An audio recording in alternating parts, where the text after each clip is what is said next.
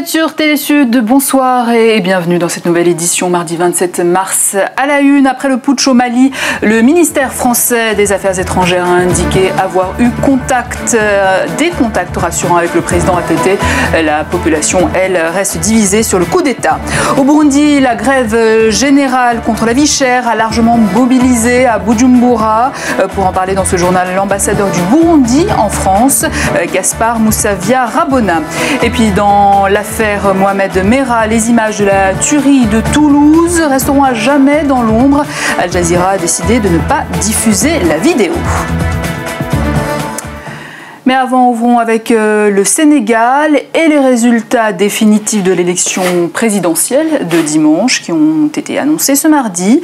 La victoire de Macky Sall est donc sans appel, 65,80% des voix contre 34,20% pour le chef de l'État sortant Abdoulaye Wade. Macky Sall se prépare donc à s'installer au palais présidentiel à Dakar dès la semaine prochaine. Prenons à présent des nouvelles du Mali. La France dit avoir eu un contact rassurant du président Amadou Toumani Touré, disparu depuis le putsch. Alors que ce mardi, administration et secteur privé ont repris normalement le travail à Bamako après la quasi-paralysie. La population, elle, reste divisée après le coup d'État militaire du 22 mars dernier. Diéné Badem, Leila Blibey. Après la déclaration des militaires putschistes au Mali, les rues de Bamako reprennent vie. Les commerces reprennent pour la plupart leurs activités. Les stations-service de la capitale rouvrent progressivement. Pourtant, la confusion règne toujours à Bamako. Et les choses sont tombées d'une certaine manière qu'on n'arrive pas à bien analyser la situation. On était un pays démocratique depuis plus de 20 ans. Bon, les jeunes se sont levés maintenant, ils ont fait un coup de force. C'est le monsieur qu'ils ont enlevé, il était à 40 jours de son mandat. Bon, maintenant, jusqu'à présent, nous, on ne voit pas quels sont les points clés de ce qu'ils peuvent nous dire qui les a motivés à faire ça. Nous sommes à Amdalaï, un quartier de la commune 4 situé en plein centre de Bamako. Ici, le coup d'État divise la population. Quand certains soutiennent le coup d'État, d'autres sont déçus. Il ne restait pas beaucoup de temps pour ATT, ou bien 2 mois seulement. On pouvait patienter pour 2 mois. Mais pourquoi on n'a pas patienté? Parce qu'on voit qu'il n'y a pas de solution. Donc on va voir avec ce coup d'État-là s'il y aura la solution. Le Mali n'est pas n'importe quel pays. Le Mali est un exemple en Afrique. Le Mali est un grand pays. On ne doit pas laisser le Mali détruire. Et là où je suis, j'en ai marre du comportement de ces militaires. Le palais présidentiel ainsi que l'ORTM sont toujours aux mains des soldats mutins. Un sommet extraordinaire de la Communauté économique des États de l'Afrique de l'Ouest, CEDEAO, s'est ouvert aujourd'hui à Abidjan, avec pour thème la situation au Mali. Kadri Désiré Ouedraogo, le président de la commission de la CEDEAO, a exprimé son inquiétude. Pour lui, le coup d'État menace dangereusement la stabilité et la paix au Mali et dans toute la sous-région ouest-africaine.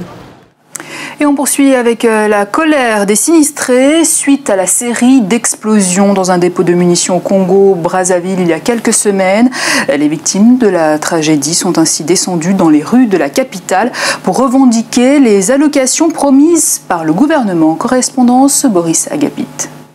Des commerces fermés, des pneus incendiés sur la chaussée, des actes de vandalisme et de sabotage perpétrés le long des avenues des Trois Martyrs à Wenzé et Mariangwabi à Talangaï.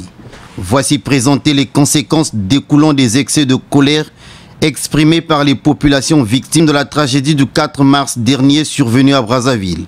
Un lundi agité. Ces manifestants réclament le paiement de 3 millions d'allocations de soutien aux familles sinistrées accordées par le gouvernement. S'il y a affluent parce qu'on nous a demandé qu'aujourd'hui, ils devaient afficher la liste. Mais les gens sont arrivés sur le terrain, on constate qu'il n'y a pas de liste. Mais il y a encore 10 heures, vous ne pouvez pas patienter. Mais pourquoi vous ne condamnez pas la léthargie? Les gens, tels qu'ils sont là, s'il y a plus aujourd'hui, les gens vont souffrir. C'est déjà un rendez-vous, le rendez-vous est là, il est déjà temps de nous remettre ce que nous avons besoin. Jusqu'à 8 h du matin, ces manifestants s'impatientent, l'attente s'avère longue. Le calendrier de paiement et les listes des sinistrés vivant dans une cour commune tant attendu tardent à être affichés dans les sièges d'arrondissement de Wenzé et Talangaï, comme prévu par les pouvoirs publics. La situation dégénère l'effet de foule peut se constater.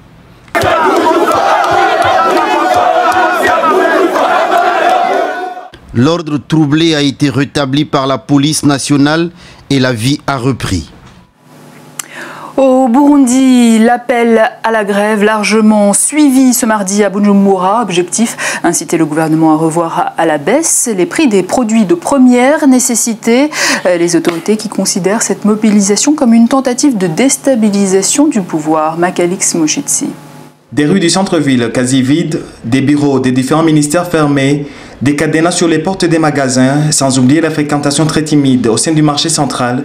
C'était la situation qui prévoyait à Bujumbura la journée de ce mardi suite à un appel d'arrêt de travail général lancé par la Confédération des syndicats ensemble avec les associations de la société civile en vue de manifester contre la cherté de la vie au Burundi. Le prix du kilo du riz qui était à 800 francs il y a 2 mois coûte aujourd'hui 2000 francs. C'est pour ça que nous avons manifesté notre mécontentement afin d'interpeller les autorités à baisser les prix.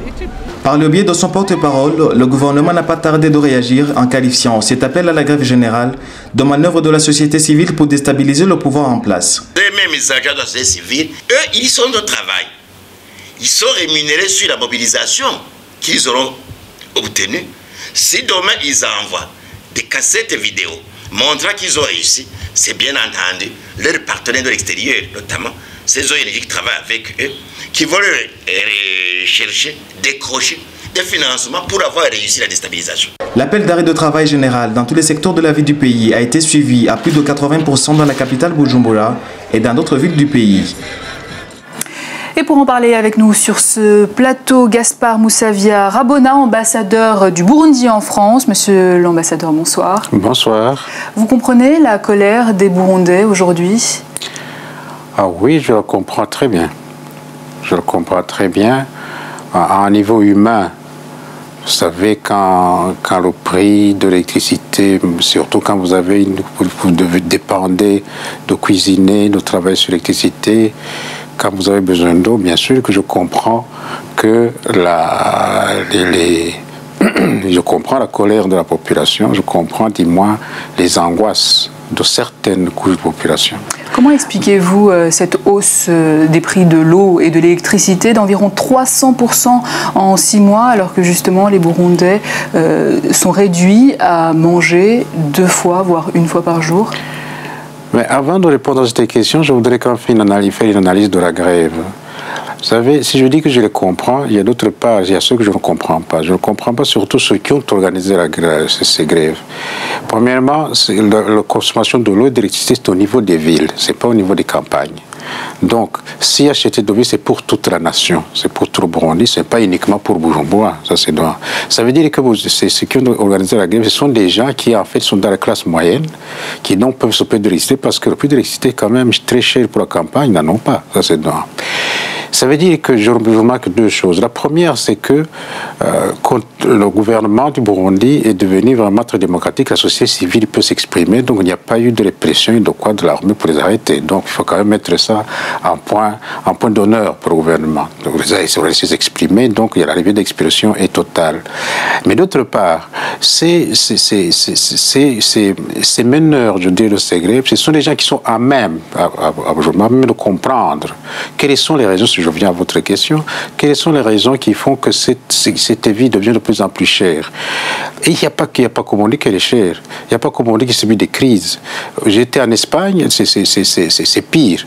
J'étais au Portugal, c'est pire. Mais alors, dans ce cas burundais, comment l'expliquez-vous? Dans ce cas burundais, c'est très simple. Le Burundi, c'est un pays enclavé.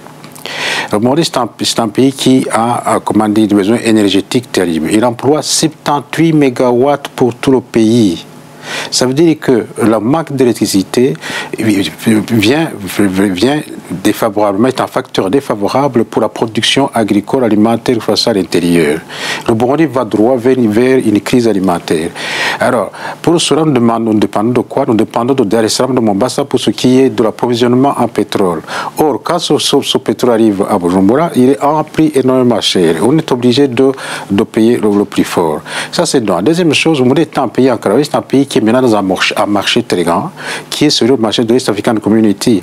Ça veut dire que les Kenyans, c'est une grande puissance, les Ougandais, c'est une grande puissance, les Tanzaniens, grande puissance. Donc, le prix de l'électricité va devoir de façon augmenter. Pourquoi? Pour se mettre, pour rester à même niveau de production que les autres. On aurait pu arrêter maintenant le prix, mais on devra reprendre dans 2 ans, plutôt dans 6 mois, la même chose, mais ça sera 2 fois plus l'augmentation du prix. Pourquoi?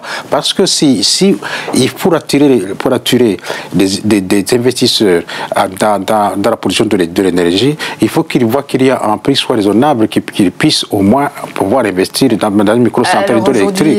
Monsieur Moussavia Rabona, quelle est la réponse du gouvernement, tout simplement? La réponse du gouvernement, c'est bien dans les projets, dans les plans, pour pouvoir augmenter la production intérieure, surtout agricole, pour que les gens puissent manger. Ça, c'est de un. La réponse du gouvernement, c'est d'investir dans l'agriculture, l'investissement agriculture, c'est-à-dire favoriser les intrants agricoles, favoriser la production de l'engrais organique, pour que les gens puissent augmenter la production, ainsi pour que la production intérieure vienne finalement baisser les prix.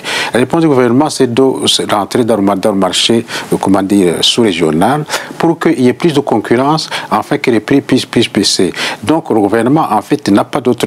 C'est comme vous savez, un papa à qui on demande, il y a une grande crise, il y a une grande famine, je ne sais pas, moi, c'est comme s'il est tombé malade, disons comme ça. Les enfants sont là, ils ont faim. Qu'est-ce qu'il fait? Il va pas arrêter de travailler. Il va devoir de toute façon faire tous les moyens pour être trouvé. Peut-être se priver lui, mais pour que les autres puissent manger. Mais c'est pour ça qu'il va baisser les bras. Donc la situation du gouvernement est telle que il est contre. Ça c'est vrai. Les prix sont mathématiquement doivent augmenter, ça c'est sûr. Mais il est contraint de mettre en place des politiques urgentes pour que la production interne puisse augmenter. Et surtout, c'est pour ça qu'on fait appel au soutien extérieur aux bailleurs de fonds pour comprendre la situation actuelle du Burundi, que la lutte contre la pauvreté passe d'abord par donner à manger aux gens. Gaspard Moussavia Rabona, merci beaucoup. Je rappelle que vous êtes ambassadeur du Burundi en France. Merci.